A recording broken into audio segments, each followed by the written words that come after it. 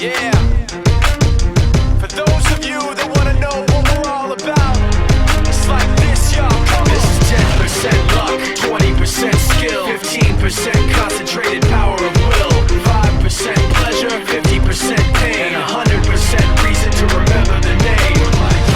He doesn't need his name up in lights, he just wants to be Hey heard. guys, what's going on? It's Ash here coming at you today in Clash Royale. Today, we're going to talk about the two best P.E.K.K.A decks in the game. P.E.K.K.A is in a really good spot right now. Today, we'll talk about why and give you all the tips you need to succeed. First, let's go ahead and introduce the pros. You guys know Azilys. He's one of the best in the game. This guy's a stud. You can see his stats right there. Oh my gosh, it's crazy. But yeah, we'll be sharing the P.E.K.K.A Zappies deck, and then we'll go into Faddy's replays. Faddy is an Egyptian pro and YouTuber. I'll link his YouTube channel in the description below. You're going to want to follow both these guys on Twitter, YouTube, all that good stuff. And I do have to give a shout out to Mohaned. He actually gave me the heads up about this deck and all the success that Faddy was having with it. So shout out to all those guys. Now let's look at the decks, guys. Deck number one is going to be a P.E.K.K.A, a Hut deck. P.E.K.K.A Hut with Minor Poison, Zappies Flying Machine, and the Royal Ghost. So that is a really strong deck. It's the number one Grand Challenge deck, period, right now in the game. And this is the second deck. It's a P.E.K.K.A Goblin Barrel Beatty deck with Minor as well. Both of these decks are really strong, both over 75% win rate in Grand Challenges, both top 5 decks in Grand Challenges, as I said. As a matter of fact, this deck that Azilys is playing right now is the number one deck in Challenges. Why is it so strong? Well, we're going to talk about that, but let's kind of just review the basics as we hop into this first match here, and you'll notice what deck we're playing against. What is it? It's the super annoying Golem. Well, I love the deck, and it's also annoying, right? So it's a love-hate relationship. Hate going against it, love playing it, right? So it's Golem, Double Prince, Baby Dragon, Tornado. This deck shuts it down, guys. Nothing to worry about.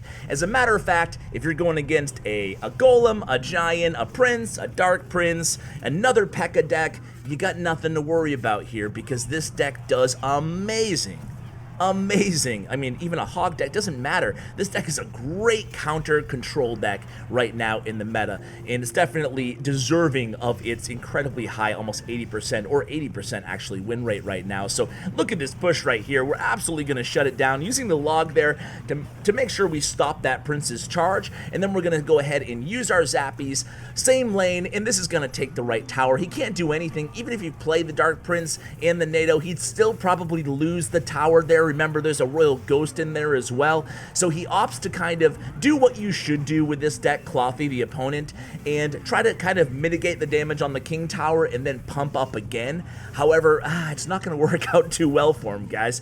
1500 HP left on his King Tower here, and Azilys is sitting pretty at full health. We're going to fast forward into the double elixir time, but basically, you have an answer for everything in this deck, and how are you playing it? Let's start with the opening moves. As you can see, this is going to end really quickly here. It shuts down any tank deck super easily. I mean, as a matter of fact, this last push, let's watch this last push here, slow it down, and then we will get into kind of the basics of the deck and review it quickly. So, look at this. I mean, we know he doesn't have a big spell in this deck. That's the one weakness of this deck. So we're going to use our Zappies. He pulls it all together. He does a good job with that NATO there. But you can see the flying machine, perfect position there. Kind of just sitting back, chilling behind that Goblin Hut there. Then we send in that Minor last second. And what could have been a 3-crown push against a lot of decks barely does 500 damage to our left tower. Now that's good defense, and that's a solid deck. And there it goes, almost taking down that right tower. By the way, Atharva Kulkarni is my YouTube sponsor of the day. Thank you for the support of the channel, and thank you to all my YouTube sponsors. Now, as we move into match number 2, guys, I do want to give you the down low on good starting moves and just general strategy for this deck before we move on to the second deck and get to the play-by-play here against, by the way, Jelly Clash? Is that Jelly, the Brazilian YouTuber, 4 million subscribers? If so, huge shout out to Jelly. If not, then hey, someone named Jelly Clash YouTube is also deep in a grand challenge against Azilys here. And we're going against another P.E.K.K.A deck, which I should kind of mention, guys, that again, this P.E.K.K.A deck wins against every other P.E.K.K.A deck. Guaranteed if you play it correctly. So a good starting play with this deck is always going to be your Goblin Hut. Sometimes it will bait out your opponent's poison. You know, not all the time. Sometimes your opponent wants to see what you're playing first. So if they do bait out the poison, then you know you can play the Zappy same lane without any worries. And that's really the 1-2 combo that's the heart of this deck defensively, and in some ways offensively, with the chip damage you can get from the goblins in the Goblin Hut, right? So what you want to do is very simple. Start out with a Goblin Hut, see what your opponent does. If they don't really do anything, you can hit with a miner later on. If they're usually going to play some sort of a card, whether it be a Dark Prince or whatever. Dark Prince was the case in this matchup here, or a poison. And then it gives you can let the opponent's moves dictate your next move, right? So if they answer with, if they start out with a golem in the back, you can play a P.E.K.K.A in the back. If they try to bridge spam you, you're going to have an answer for that as well. Zappies does great against all bridge spam. You can see the bandit right now going down to Chinatown, baby. The bandit, the prince, the Dark Prince, not going to be a worry for this deck. So here comes the Dark Prince, speaking of which right now. We have a Royal Ghost in hand. That's going to be totally fine here. We also have, look at our hand right now. We're going to set up with another hut. We already have the right tower down to 1422, and it's just, this is like, I don't know, it's like surgery here, you know? It's not a big beatdown deck. You're not playing this deck like a beatdown deck. You're playing it more like a chip deck, and using your P.E.K.K.A more defensively in this deck than you would, say, a PPP deck, right? A P.E.K.K.A double Prince, which is also viable right now in the meta. That's more of a beatdown-like style. This deck, rarely is your P.E.K.K.A going to be getting the majority of the damage. It's normally going to be your miner in combination with your Spear Goblins, your Poison, your even your Zappies or whatever, a Royal Ghost, anything that can get to the other side, but rarely is it going to be this big monster push. It's going to be damage over time in this deck, and just like any good kind of chip control pseudo hybrid deck. And you can see here, we already have that tower down to 530 damage. We dropped that poison, despite the NATO and the Executioner. It's not a big deal. That was a great log there by Azilys, pushing the Executioner out of the range of that big cluster of troops, and now it's just going to be a matter of getting one poison or a few swings on that miner, right tower down. Azilys is a beast, man, and that deck is a beast, guys. You guys will have great success with it. Give it a shot. If you don't have Royal Ghost, you can sub in Dark Prince. If you don't have, what else was in that deck? You kind of need miner in that deck, because you need, that deck thrives off that chip capability. So I think that was really the only legendaries. If you don't have log, I guess you can sub in, the Zap as well. So this is Faddy's deck here. We moved on to the next deck. Faddy gave me a lot of good tips for this deck as well. Actually, Muhammad did. But basically what you want to do with this deck is you're playing it much differently than the previous deck, right? So even though it's a P.E.K.K.A deck, you're still going to be using P.E.K.K.A in a similar fashion. It's not a P.E.K.K.A beatdown deck, except in one rare scenario, and we'll talk about that in a moment. But normally with this deck, and this is the most challenging matchup to start out with against I'm the Winner.